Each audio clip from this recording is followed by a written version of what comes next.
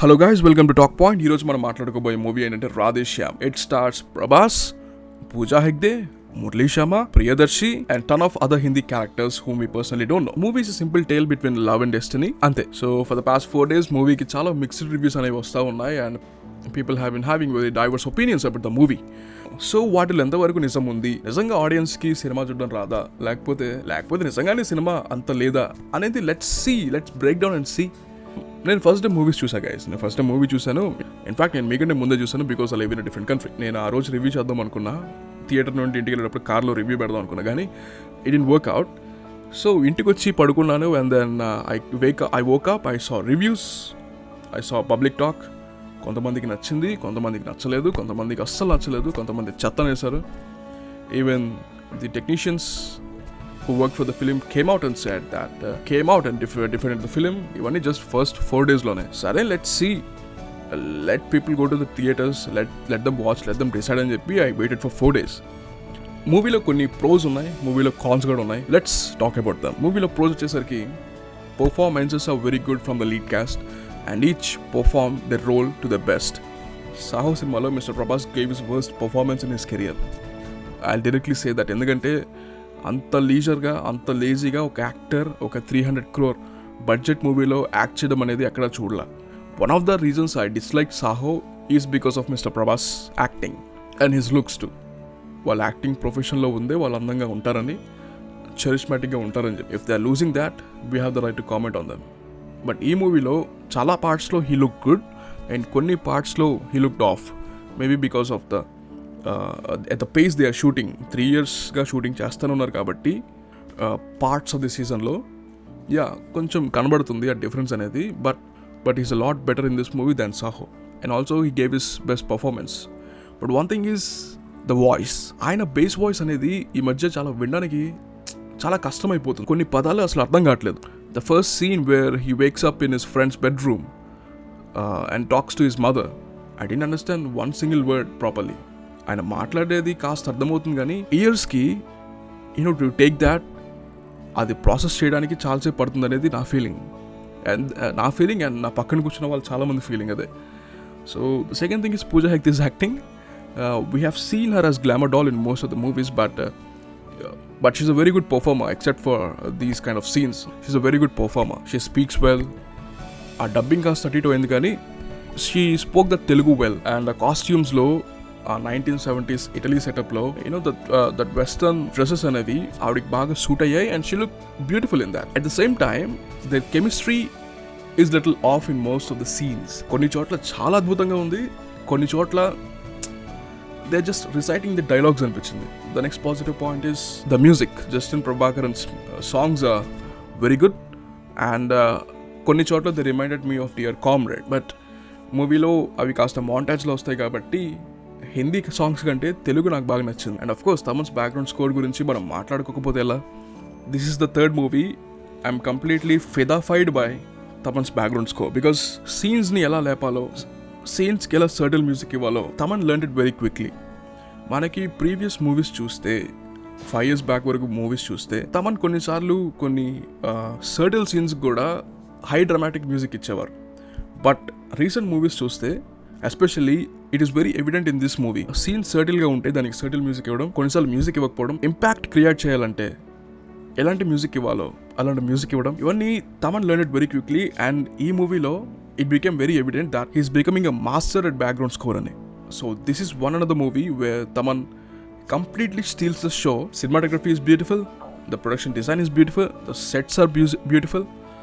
చాలా కష్టపడ్డారు. The VFX scenes are good. నేను ఇంత బాగుంటుంది అనుకోలేదు విఎఫ్ఎక్స్ సీన్స్. నిజంగా మన బడ్జెట్కి అలాంటి విఎఫ్ఎక్స్ సీన్స్ తీయాలంటే చాలా కష్టం because I have a brother who is in that VFX field right now. చాలా డిమాండ్ చేస్తారు అలాంటి సీన్స్కి విఎఫ్ఎక్స్ చేయాలంటే. సో అలాంటి 300 to 350 crore బడ్జెట్లో తీయాలంటే it's very difficult task. And even last ship సీక్వెన్స్లో ఐ వాజ్ స్టండ్ అనమాట. ఇంకా అది గుండెల్లో గోదావరి సినిమా లెవెల్ విఎఫ్ఎక్స్ అనుకున్నా కానీ but they really nailed that sequence. అలాగే movie has its own cons అనమాట. ఫస్ట్ థింగ్ ఏంటంటే the movie is a simple tale of love and destiny. If love can conquer destiny. ఈ స్టోరీకి Italy ఎందుకు వెళ్ళారని చెప్పి నేను ఒకసారి రాధే శ్యామ్ వికీపీడియా ఓపెన్ చేసి చూశాను. The director initially wanted to set up this movie in Ooty, మన హిల్ స్టేషన్లో సెటప్ చేద్దాం అనుకున్నారంట. And then Prabhas came in and he said no, let's go to Europe అని అన్నారంట. నాకు అదే అనిపించింది, why Italy, why? Yes, grandeur చూపించారు, బాగానే ఉంది, బట్ వై? ఎందుకు? Why the decision? And this morning అనుకుంటా Mr Manoj Paramahamsa, the cinematographer, he said that Prabhas wanted his fans to have a visual treat and no, his fans want a good movie from him. His fans want a simple tale. His fans want to see him as a darling, as a Mr. Perfect, as Rishi from Mirchi. We don't need visual treats, we don't need visual wonders. Mem theater lo kuchoni, we just want to whistle at Prabhas ante. We don't need anything else. Alanti macho cutout ki we just want Prabhas to do manly stuff. Ilanti hyper budget lo movie tisi, he doesn't need to strain himself, he doesn't need to please anyone with these high budget movies. Another thing is runtime. Guys, love stories are best when they're crisp, when they are fast paced. Movie 1970s lo undi gaani manam 1970s lo lemu, where we had to sit for 2.5 hours to watch a love story, right?